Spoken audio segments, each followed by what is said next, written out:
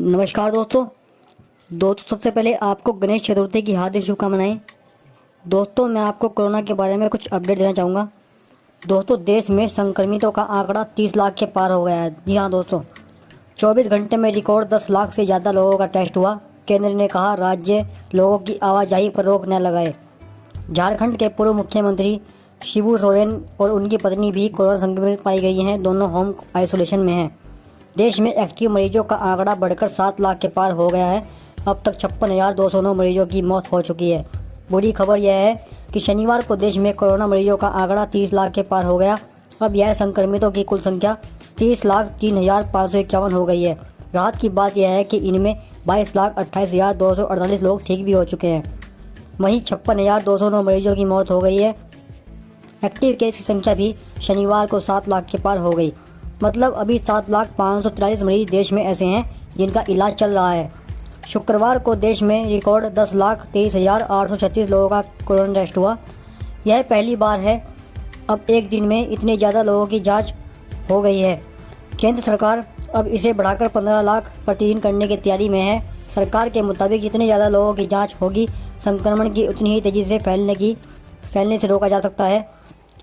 केंद्र सरकार ने सभी राज्यों को पत्र लिखकर इंटर स्टेट और इंट्रा स्टेट आवाजाही को बहाल करने का निर्देश दिया है। केंद्र ने कहा है कि एक राज्य से दूसरे राज्य और एक जिले से दूसरे जिले में आने जाने की पाबंदियां नहीं होनी चाहिए। जरूरी चीज़ों, खाद्य पदार्थ की सप्लाई भी न रुके, इसे सुनिश्चित करें। गृह सचिव अजय भल्ला की ओर से सभी राज्यों के मुख्य सचिव को इसके लिए पत्र लिखा गया है।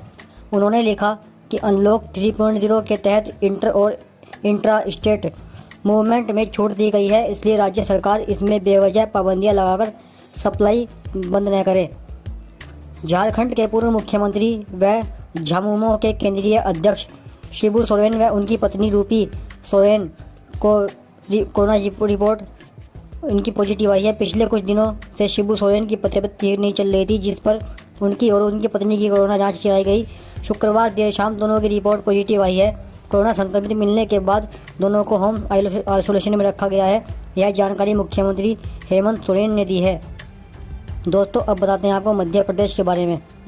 PWD मंत्री गोपाल भार्गव की कोरोना रिपोर्ट पॉजिटिव आई है। वे शिवराज मंत्रिमंडल के 5वें मंत्री हैं जो संक्रमित हुए हैं। इससे पहले जल संसाधन मंत्री तुलसी सिलावट, उच्च शिक्षा मंत्री मोहन यादव, चिकित्सा शिक्षा मंत्री विश्वास सारंग, सहकारिता मंत्री अरविंद भदौरिया और खुद CM शिवराज सिंह की कोरोना रिपोर्ट पॉजिटिव आ चुकी है। राज्य में बीते 24 घंटे में 1147 केस आए हैं। यह एक दिन में संक्रमितों का सबसे बड़ा आंकड़ा है। राज्य में हर 10 लाख की आबादी पर 616 केस हैं। संक्रमितों की संख्या 2.4% की दर से बढ़ रही है। अब दोस्तों बताते हैं आपको राजस्थान के बारे में। राजस्थान में लगातार 6वें दिन 1300 से ज़्यादा केस सामने आए हैं। राज्य में बीते एक हफ्ते में 662 एक्टिव केस बढ़े हैं। 15 अगस्त को यहाँ 13,863 एक्टिव केस थे, जो 21 अगस्त को बढ़कर 14,525 हो गए हैं। इस दौरान 7,242 मरीज ठीक भी हो चुके हैं और 71 लोगों की मौत हो चुकी है। यहाँ हर दिन करीब 30,000 टेस्ट किए जा रहे हैं। अब तक हर 10 लाख की आबादी पर औसतन 26,689 टेस्ट किए गए हैं। अब दोस्तों बताते हैं आपको उत्तर प्रदेश के बारे में। राज्य में बीते 24 घंटे में नए संक्रमितों से ज़्यादा मरीज ठीक हो गए हैं। कुल 4,905 रिपोर्ट पॉजिटिव आई तो 5,567 मरीजों की अस्पताल से छुट्टी हो गई। राज्य की जनसंख्या करीब 22.5 करोड़ है। यहाँ हर दिन 1 लाख से ज़्यादा टेस्ट किए जा रहे हैं। यह संख्या देश में सबसे ज़्यादा है।